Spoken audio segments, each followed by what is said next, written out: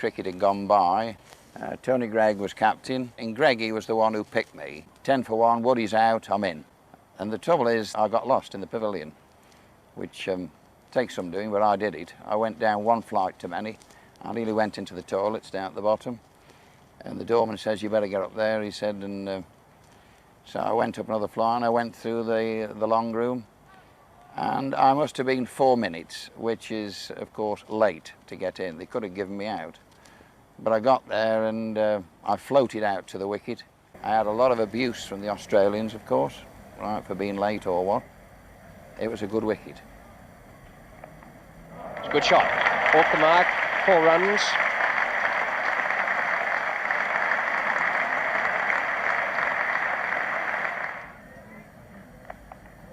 Another good shot. He kept that down very well.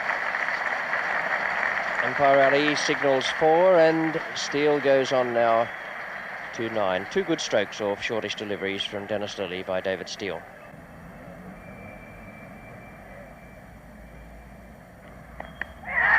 That's well bowled.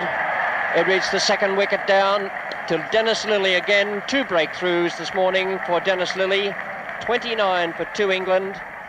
Bill Ali was the umpire, and Dennis Amiss came out at number 4, and he had all this kit on and everything, and Bill Ali said to me, is Dennis putting weight on? He said, he looks rather heavy. I said, well, you should see what he's got on underneath, Bill. I said, he's got a suit of armour under there. He said, yes, he looks a bit lumpy.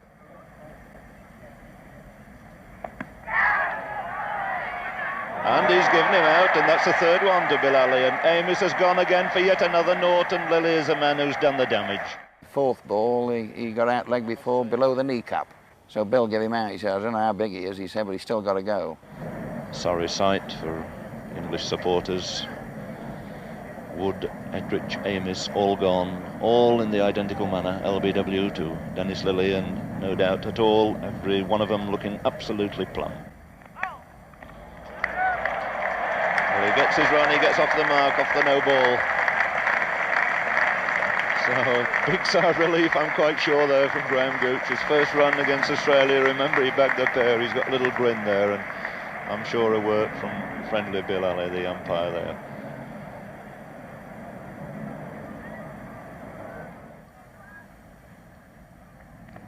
Oh, a fine shot. What a great shot there by Dennis Steele. That's the way to play the bouncer. In position beautifully. That's the 3rd time he's hooked him away. This boy is not frightened. A great shot to Dennis Steele. Well, this is what I think English batsmen have been waiting for. All England have been waiting for. The bouncer, and look how beautifully he gets behind it and dispatches it to the square leg boundary.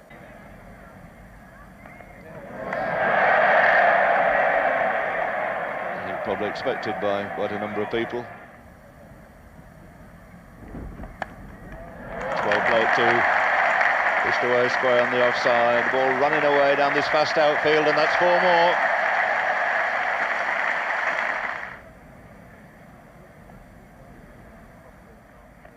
And that's it, caught behind. Little Snick heard all over the ground here. Dennis Lillee claims his 4th victim. 49 for 4. And in came the skipper, Tony Greig, and he played a wonderful innings, a captain's innings. It couldn't have been better for him. And as a new boy to the Test scene, it was great to stay with him. And this great optimist could never have thought on a wicket like this that he'd be coming into bat with a score on 49 for 4. It's a good shot. It's in the air, but it's well away from Lillee and firmly struck away to the far end of the ground.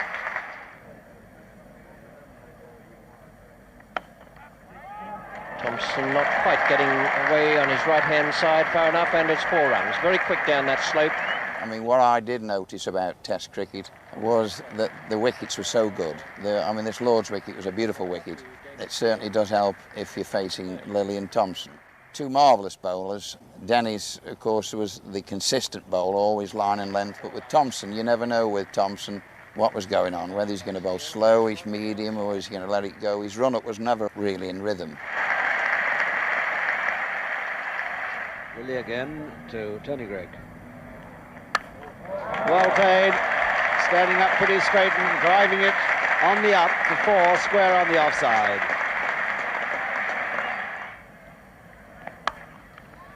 Pushed out in the covers, and that's the 50 partnership. Ross Edwards fields. A very determined looking England captain. Now Steele facing Lilly. Hits him beautifully off the back foot for 4 runs down the hill on a very fast outfield. The 100 up. Lilly again to Steele. He hooks in for 4, and the crowd really enjoying this. Lilly dispatched for 4, a bad ball. Lilly again to Gregg. Pushing that away through the open space in front of square, and I think it's got enough run on it for 4.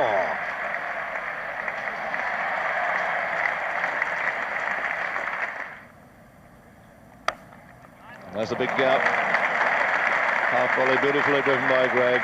Ross Edwards a long chaser, and the ball gathering pace the whole time, through for 4 more.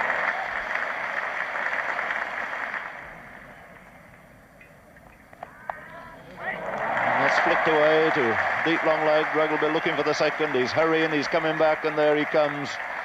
Great long legs, bringing him through to a really excellent 50. He really has taken some of this Australian bowling by the scruff of the neck. He's got through to 50 in only 86 minutes when England were in a lot of trouble. Although it's an old cliche, a real captain's innings here. Oh, it's a great shot. Cut away through the slips, no third man, nobody bothering to chase it. Speeding through for yet another boundary. His 9th. David Steele on 49. And David Steele going through to his 50, hammering that off the back foot through to mid-wicket. And what a great performance this has been from David Steele of Northamptonshire. The cricketer's choice, really, for a place in this Test side, and how well he's merited his inclusion. Battled against adversity from the moment he came in, and he's made 50 out of 143 for 4.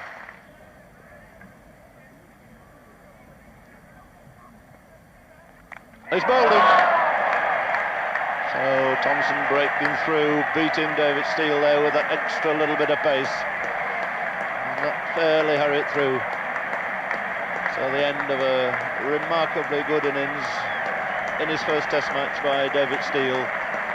Pulled England out of trouble, scored a really excellent 50, and this big Lord's crowd rising to him. They appreciate the display of guts and determination that we've seen here by David Steele today. The Lord's Test match for me was great. We showed that after the 74 series in Australia that we could still play. We drew the Test match at Lord's, and we went to Headingley then with, I think, with a lot more confidence for the 3rd Test match. We started off well at Headingley. We won the toss. I got in there rather early again. Well, I seemed to start putting a few runs on with John Edridge. We seemed to get on very well together. I got myself 40 odd just before lunch. 4 more. Thick outside edge again. He's got it away this time. Nobody down there. Hurrying away for 4 more. Applause then not only for that boundary, but for the 50 partnership between these two. That's a short one. Hooked away, deep long leg this time. Very fine indeed. And this man certainly isn't frightened of anything bowled short at him. It's a good shot. Really hammered that away off the back foot. Wasn't all that short, but very quickly into position.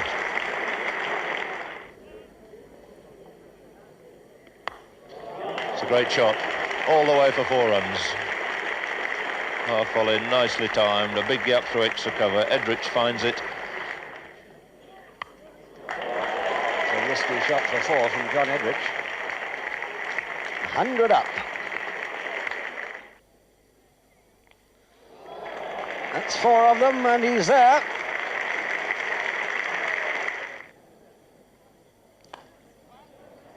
Ross Edwards is the man coming round from cover. And it's the 100 partnership, and a very good one too. No great alarms for either batsman there. Steele has kept on from where he left off in the Lord's Test match.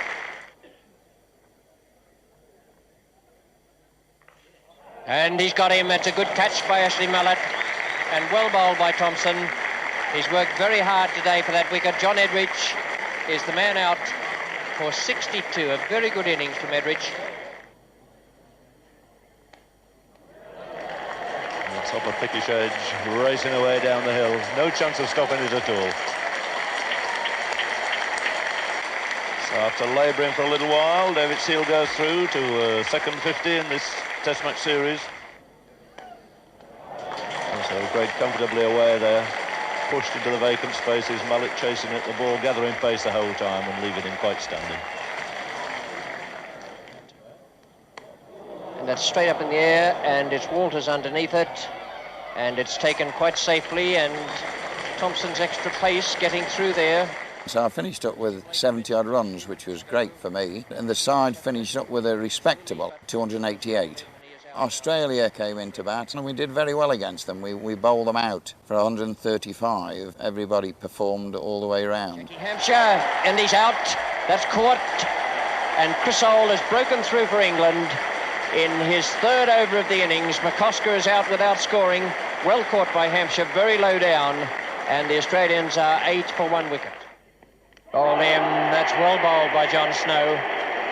The second wicket for England, 53 on the board. A good piece of bowling from Snow. And he's bowled him with the worst ball he's bowled in his second over. Oh, would you believe it? A great start then for Phil Edmonds.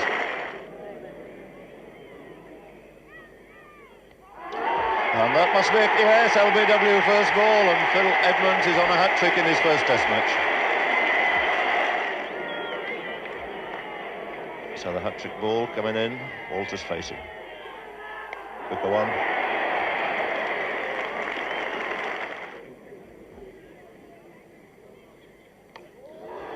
And that's it, and he's caught him. Swept straight into Derek Underwood's hands behind square, and Greg Chappell goes, really off the middle of the bat. That's out. A loose stroke from Gilmore, a shorter ball from Underwood, and Tony Greig takes the catch away to his left quite comfortably at shoulder height. And Australia now 96 for 6. Out. Caught it slip by Chris Old. Max Walker, a ball that spun from off stump. He was committed to play at it.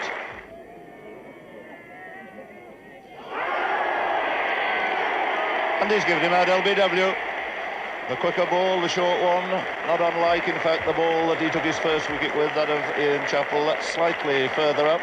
And then, of course, going into the second innings, wonderful to have a 153 lead. It was like gold dust. It was great to start with something like that.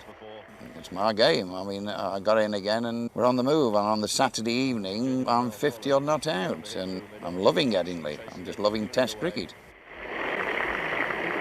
So at last, David Steele finds the boundary.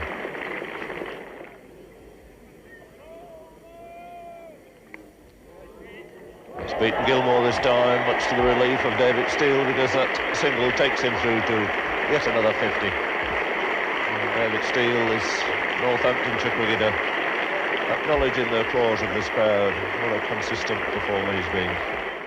The skipper was in with me on that Monday morning, so we've got to get on with it and get some quick runs. Well, I've never been quick in my life, me, but of course if the captain says it, you've got to do it. Beautifully struck for 4 runs. So militant action from England immediately this morning. 4 more. Good shot. Full toss, Thompson trying for the Yorker there, over-pitched, and Tony Greig wasting no time. I think that I got rather adventurous to Ashley Mallet, and I talked it over in my mind. I thought, go on, I've got to get down there to him and see what I can do. Whether I close my eyes or what, we're 80 for a wonderful 6 over long on, and well, it was marvellous for me to do that. Into the crowd, a great 6 then by David Steele. And that's certainly got this big Monday morning crowd on their feet. Skillfully placed again by Steele. Nicely timed shot off the back foot. So just beating McCosker through there. David Steele with that boundary, 6 for 4, moving on to 77.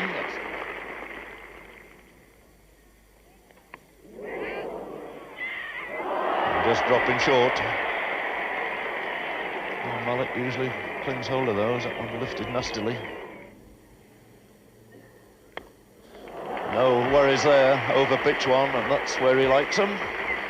on the front foot and drove it comfortably through mid-off for 4.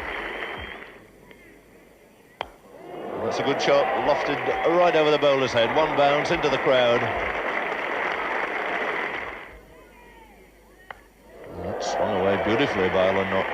And Swinger really picked hold of it quite gloriously, put it away over a deep long leg.